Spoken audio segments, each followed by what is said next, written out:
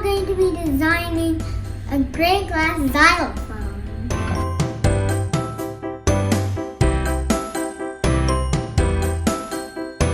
The ingredients are a bottle, water, expired food coloring, a stick, and 6 glasses. The first step is to put the expired food coloring into the water.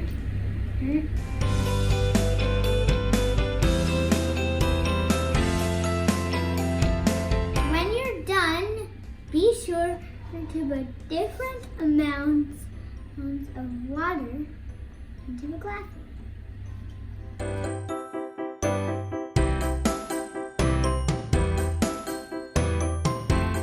We pour water on these glasses, and they all make different sounds because they have different levels of water.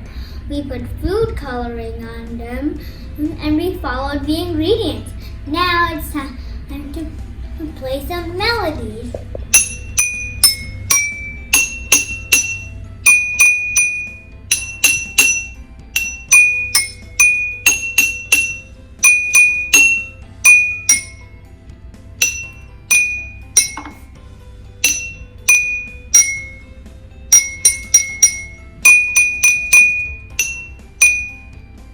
Now I'm going to tell you what notes these represent. C, C sharp, D, D sharp, E, F.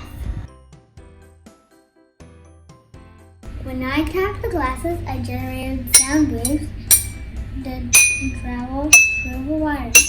When there is water in the glasses, the sound waves are altered as they need to travel through water. The more water is present in the glass, the lower the sound note. More water, lower note. Less water, the higher the note.